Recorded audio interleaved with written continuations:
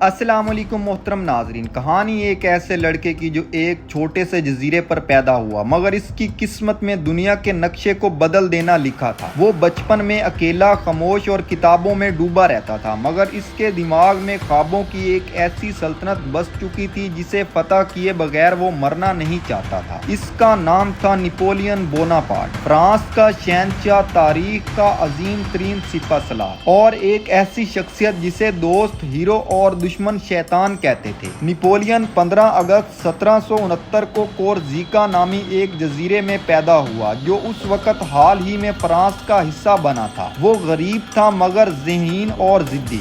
صرف 9 سال کی عمر میں اسے فرانس بھیج دیا گیا تاکہ وہ تعلیم حاصل کر سکے۔ وہاں اسے ہمیشہ غیر ملکی سمجھا گیا، اسے حقیر نظروں سے دیکھا گیا، مگر نپولین نے دل ہی دل میں طے کر لیا کہ ایک دن یہی لوگ اس کے جھنڈے کو سلامی دیں گے۔ فوج میں وہ تیزی سے ترقی کرتا گیا۔ ریاضی، توپ خانے، جنگی حکمت عملی، ان سب میں اس کی مہارت ناقابل یقین تھی۔ جب فرانسیسی انقلاب نے بادشاہت کو الٹ کر رکھ دیا تو ملک انتشار میں تھا۔ ایسے میں نپولین نے اپنی ذہانت اور بہادری سے جرنیلوں کو پیچھے چھوڑ دیا اور صرف 24 سال کی عمر میں فرانس فوج کا سپہ سالار بن گیا۔ اس کے بعد نپولین کی فتوحات کا ایسا سلسلہ شروع ہوا جس سے پورا یورپ لرز اٹھا۔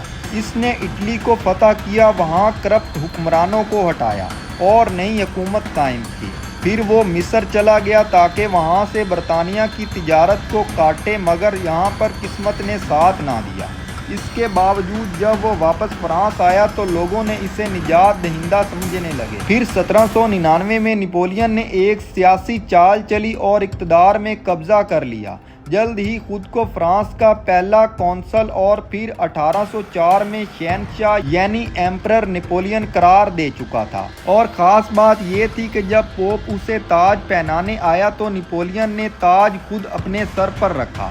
یہ پیغام تھا کہ مجھے طاقت کسی خدا یا چرچ نے نہیں، میں نے خود چھینی ہے۔ نپولین نے یورپ میں اصلاحات لائیں، نپولین کوڈ بنایا جو آج بھی دنیا کے کئی ممالک قانون کی بنیاد ہے۔